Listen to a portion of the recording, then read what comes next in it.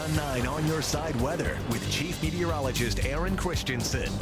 Welcome back. Well, at first glance, this imagery here of the West Coast satellite and radar, clouds and rain combined really doesn't look like it's packing much of a punch, right? This storm system moving into the northwest doesn't even have a lot of rain or snow associated with it, except maybe moving through Boise and Billings. But this system is about to take our temps down to the coolest that they've been in some time. In fact, we could even have our very first freeze of the season in Tucson.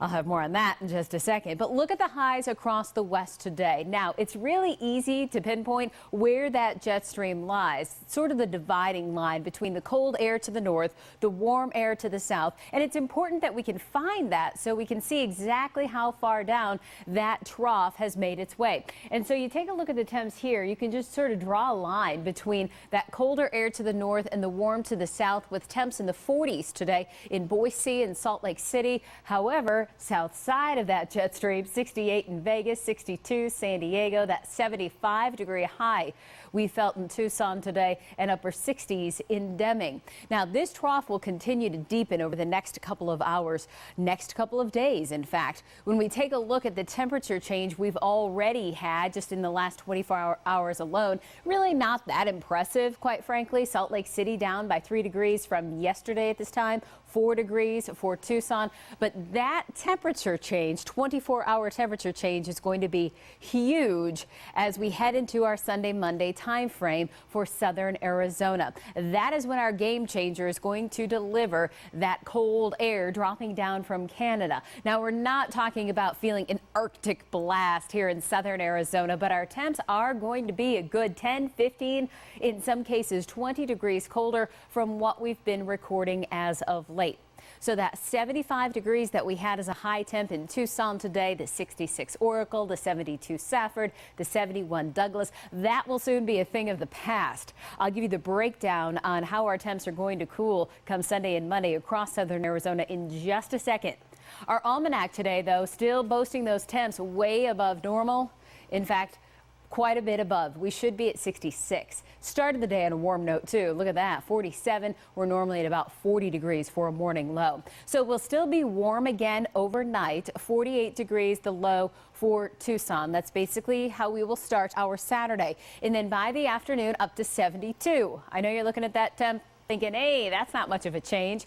No, not yet. We have to make our way through Sunday and Monday for the big drop off in our temperatures. Your lows overnight in the 40s still for most spots. 41 Safford, 45 Oro Valley, 34 though for Douglas, 41 Bisbee. And then Saturday's high temps again just a tick or two cooler from what they were today. But quite frankly, no big changes just yet.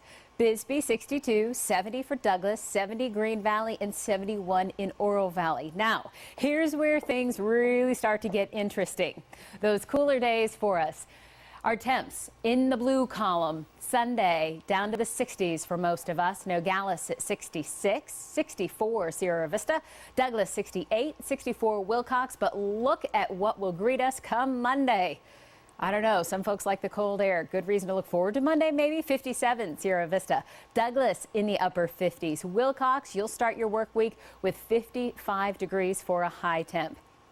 And Tucson's first freeze is possible Monday night into Tuesday morning. Now, I'm calling it 34 degrees, the forecast low. The average, though, is the 25th of November. So even if we hit that 32 degrees instead of the 34 that I'm thinking we'll have at the airport, it will be later than normal, no doubt, typically hitting that the 25th of November. So here's a look at the 7-day forecast. This is kind of the breakdown day by day. 72 Saturday, 70 Sunday. You'll notice that wind picking up. That's typical. You know, when we have that front swinging through, pressure changes, the wind moves in, and then we get sucked with that cold air on the backside of that. 61 Monday, 66 Tuesday, and temps dancing in the upper 60s to near 70 degrees all the way through next work week. The coldest overnight low about 34 Monday night into Tuesday morning. That's a few days away. We might end up taking that down to the freezing mark. Yeah, a chill in the air. Chill in the air. Thank